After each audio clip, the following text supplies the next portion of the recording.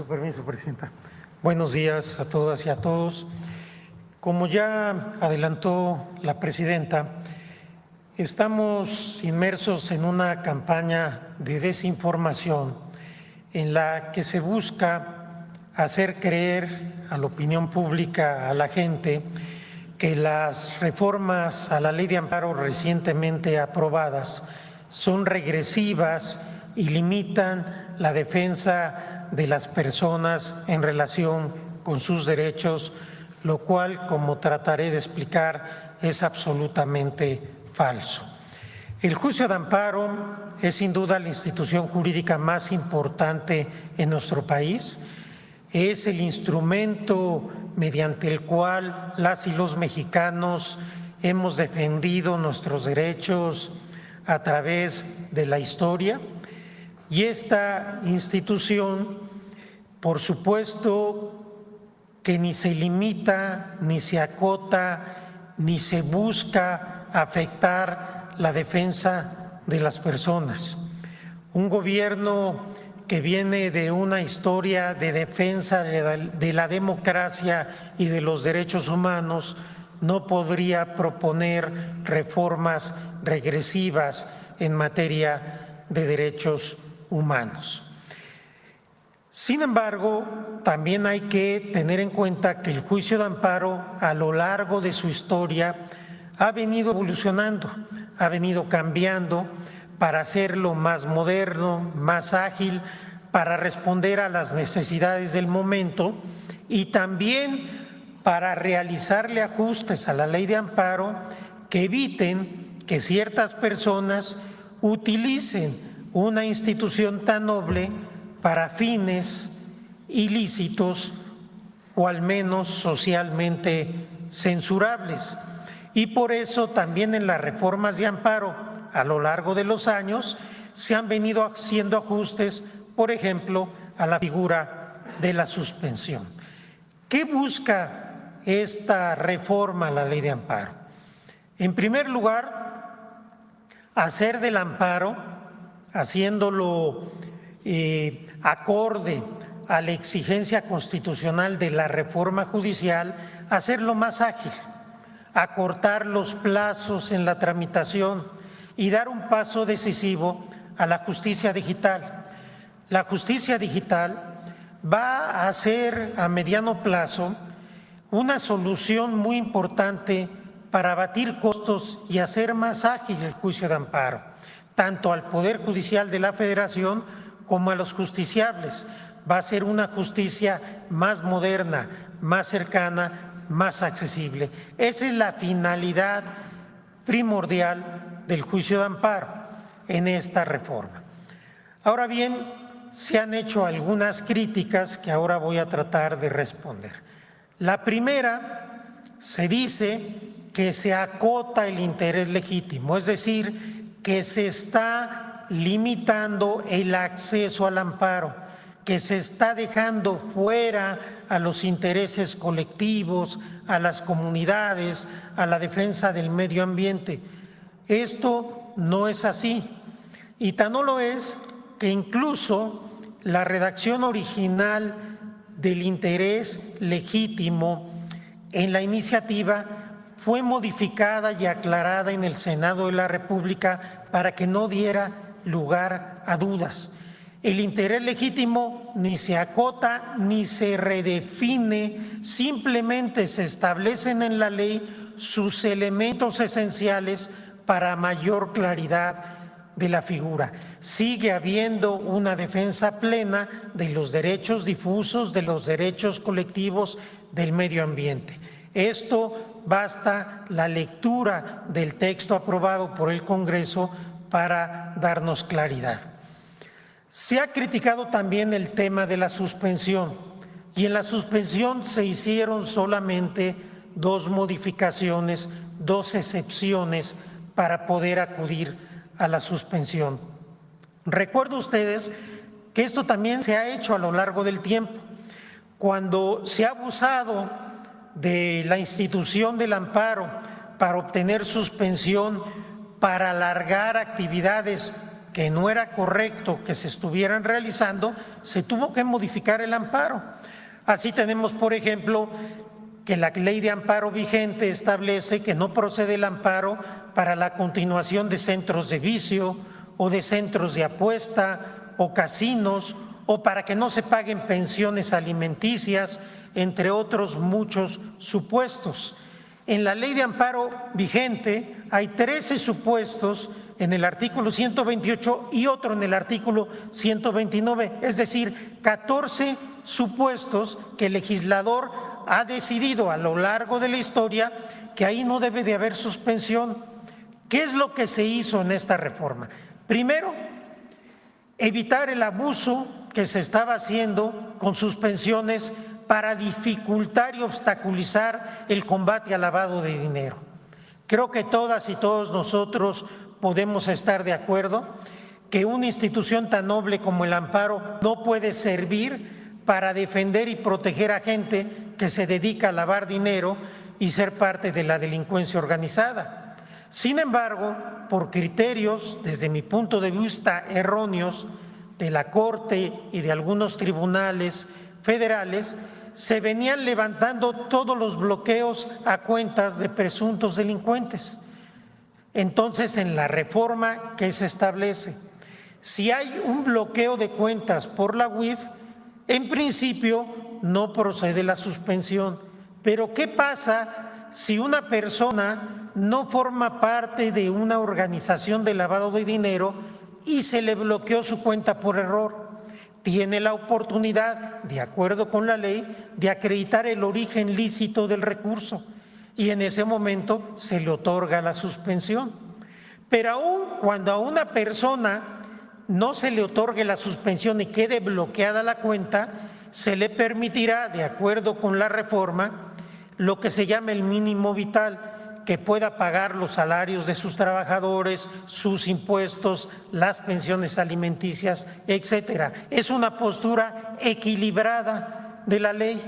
No se va a afectar a las personas que de buena fe tienen sus recursos y por un error o por alguna otra cuestión se bloquearon sus cuentas, se les protegerá con la suspensión, pero a los que en principio de manera determinante, importante, están participando en una organización de lavado de dinero, pues no se les van a desbloquear las cuentas, porque con estos desbloqueos se pierden esos recursos, no los puede recuperar el Estado, se dificulta y a veces imposibilita el combate al lavado de dinero y esos recursos ilícitos siguen funcionando y alimentando al crimen organizado. Me parece que es claro que la sociedad está interesada que el Estado pueda cumplir con sus fines. El amparo debe proteger los derechos humanos de todas las personas, pero no puede ser instrumento en manos de delincuentes para generar daños a la sociedad. Otro aspecto de la suspensión es que cuando se trata de una actividad federal sujeta a un permiso, a una licencia o una concesión, y la persona no goza con este permiso, licencia o concesión, pues no puede tener la suspensión. Esto es muy obvio, porque la suspensión del amparo estaría sustituyendo a una licencia, a un permiso o una concesión que le toca otorgarla a una autoridad federal. Como pueden ver, no hay nada de qué preocuparse en la suspensión. Las personas podrán seguir disfrutando de este beneficio cuando haya un acto que consideran arbitrario de la autoridad en defensa de sus derechos humanos, utilizarán el amparo y tendrán la suspensión. Y el último aspecto que me parece muy importante, que sí ha preocupado por razones obvias a algunas personas, es el tema de los créditos fiscales firmes que la presidenta ha explicado ya aquí en varias ocasiones. ¿Qué ocurre hasta ahora? Cuando el SAT pretende cobrar un crédito fiscal, las personas tienen todo el derecho de presentar los medios de defensa a su alcance para determinar que ese crédito que se les está cobrando no es legal, no tiene sentido, es incorrecto, la cuantía no es adecuada y para eso tiene tanto recursos administrativos, juicios de nulidad y obviamente el amparo. Estos procesos para poder determinar en definitiva un crédito a veces duran muchos años. Y cuando la Corte ya decide, la Suprema Corte, que un crédito fiscal está ya tasado, digamos debes 100 millones de pesos, esta cantidad ya no puede moverse. Pero ¿qué sucede? Cuando inicia el procedimiento de cobro la autoridad hacendaria, muchas empresas y personas inician una defensa adicional con múltiples medios de defensa, recursos, juicios de nulidad, amparos, etcétera. Y este proceso, estos procedimientos para cobrar pueden durar también muchos años, con un daño enorme a la colectividad, a la sociedad, al pueblo de México, porque esos recursos que tendrían que haberse pagado al erario no se pagan durante muchos años. A veces un crédito que se fija después de mucho tiempo en una administración pasa todo el sexenio y no se ha podido cobrar. Tenemos muchos casos de estos. Entonces, ¿qué se aprobó en la ley de amparo? Que a partir de que entre en vigor, una vez que hay un crédito firme, las diferentes etapas del procedimiento de cobro no se pueden impugnar, se impugnará la resolución final. Esto no afecta a la defensa de los particulares ni de los deudores.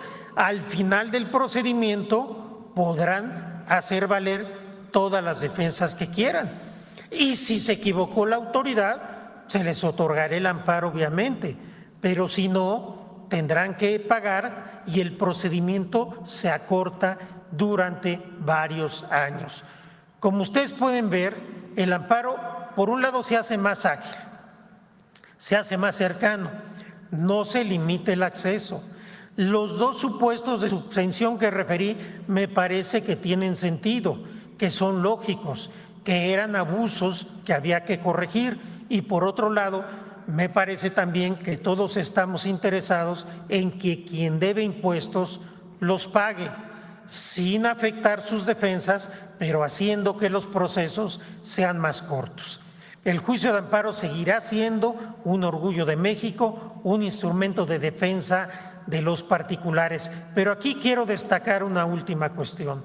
Quienes han criticado y están criticando al amparo, en su inmensa mayoría, lo están haciendo por razones interesadas o porque son empleados o abogados de deudores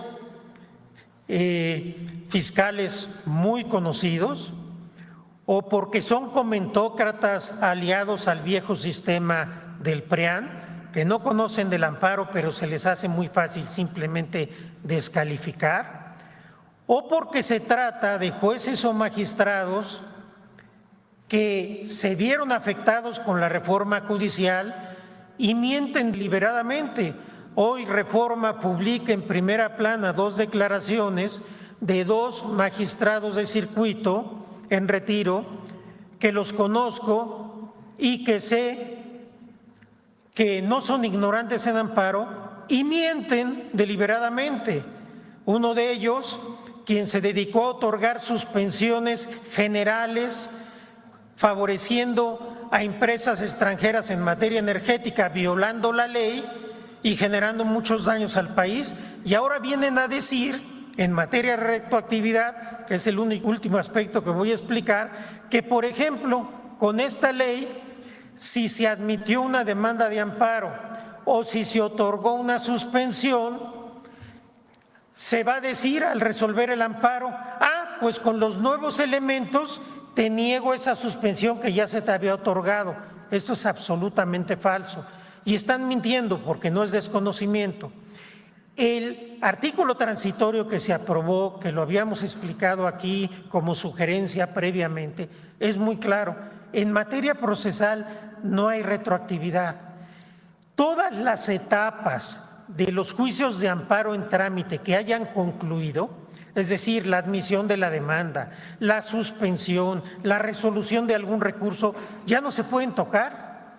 Todo eso se rige por la ley de amparo vigente en el momento en que se iniciaron los juicios de amparo y se emitieron esas resoluciones. Las reformas a la ley de amparo empiezan a partir de ahora. Retroactividad quiere decir al pasado. En materia procesal, como son una serie de pasos en los juicios, los pasos o las etapas previas no se van a tocar, pero las etapas futuras se regirán por las reformas a la ley de amparo. Aquí no hay ninguna retroactividad, no se afecta ningún derecho de los justiciables. El amparo será más breve, los plazos serán más cortos, los jueces tendrán que resolver más rápido.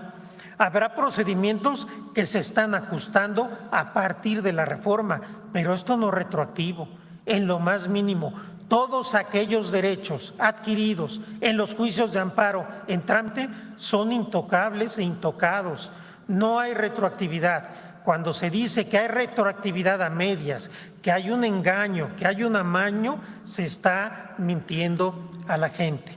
No hay tal, es a futuro. Las etapas que no han concluido, las etapas nuevas, se regirán por la reforma a la ley de amparo. Esto es perfectamente constitucional, lo ha establecido así la Suprema Corte de Justicia de la Nación desde hace décadas. Esta es una doctrina jurisprudencial añeja y no se puede hoy venir a engañar a la gente diciendo que es retroactivo algo que no lo es.